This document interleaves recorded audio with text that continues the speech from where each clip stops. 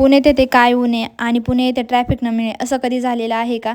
तर चला आपण आपल्या ब्लॉगला सुरुवात करूया. हे फ्रेंड्स, हाय, गुड मॉर्निंग, श्री स्वामी समर्थ. कसे आहात सगळे? आय होप सगळे मजेतच असाल. तुम्ही म्हणाल हे काय चालू आहे? तर ही लगबग चालू आहे जगन्नाथपुरीच्या यात्रेसाठी.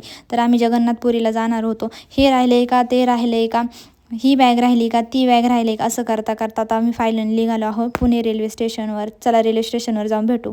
रेल्वे स्टेशनवर आल्यावरती हातात बॅग्स असल्यामुळे आणि खूप गर्दी असल्यामुळे व्हिडिओ काढायला जमलं नाही. आणि ट्रेन आल्यावरती आम्ही असा थोडासा ट्रिपचा श्रीगणेशात केला आणि ट्रिपसाठी पुढे निघालो. तर झालं असं, रेल्वे स्टेशनवर आल्यावरती आमची ट्रेन येणार होती प्लॅटफॉर्म नंबर 3वर आणि आम्ही उभे होतो प्लॅटफॉर्म नंबर 1वर. त्याच्यामुळे एवढी धावपळ झाली आणि 5च मिनटाचा हॉल्ट होता, त्याच्यामुळे खूप गडबड झाली. आणि नंतर मग धावत पळत जाऊन आम्हाला आमची ट्रेन भेटली आणि ट्रेनमध्ये बसलो. आणि ट्रेनमध्ये बसल्यावरती आमचा असा काहीसा प्रवास चालू झाला. इतकं छान वाटत होतं ट्रेनमध्ये बसून, शांत आणि मस्त वाटत होतं, कारण एक एक्साइटमेंट होती जगन्नाथपुरीला जाण्याची.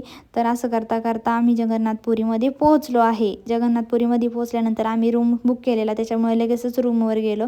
आणि दुसऱ्या दिवशी लवकर उठून आम्हाला सगळ्यात पहिल्यांदा दर्शन घेण्यासाठी जायचं होतं, ते म्हणजे जगन्नाथपुरींच्या ससुरालला, म्हणजेच महालक्ष्मीच्या मंदिरला. तर त्याच्यासाठी आम्ही सकाळी लवकर उठून पटापट आवरून स्कूट्या रेंटवर घेतल्या होत्या, त्याच्यामुळे बाईक असल्यामुळे काही फिरायला त्रास झाला नाही.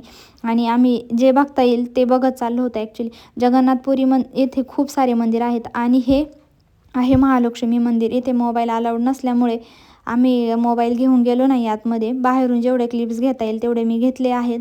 तर चला तुम्ही पण बघा आता कसं आहे, काय आहे. मी पण आतमध्ये गेले नाही आहे, तर चला आपण जाऊया दर्शन घ्यायला.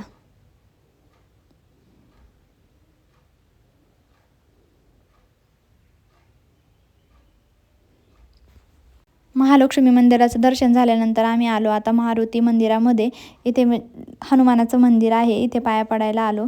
तर आल्यानंतर इथे काही चार्जेस होते मंदिरामध्ये जायचं, ते वगैरे दिले आणि आतमध्ये गेलो. तर इथे मोबाईल अलाउड होता, तर मी काही क्लिप्स घेतले आहेत, तर तुम्ही बघू शकता क्लिप्स पुढे. आणि आतमध्ये गेल्यानंतर इतकं छान वाटलं, मस्त वाटलं, कारण इथे जगन्नाथपुरींची पण महाप्रभूंची पण मूर्ती होती, त्याच्यामुळे त्यांचं दर्शन झाल्यानंतर इतकं छान वाटलं आणि प्रसन्न वाटलं की बस रे बस. चला तुम्ही पण दर्शन करा. आता मी पण दर्शन करते.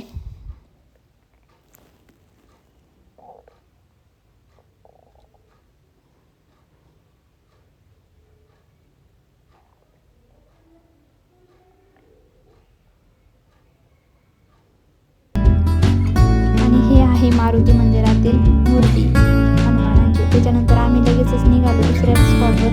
आता माहीत नव्हतं आम्ही कुठे जाणार आहे, काय जाणार आहे, पण लोकेशन लावून वगैरे आणि थोडंफार काही माहीत होतं तिथे आम्ही निघालो. तर चला, तुम्हाला हा ब्लॉग कसा वाटला नक्की सांगा.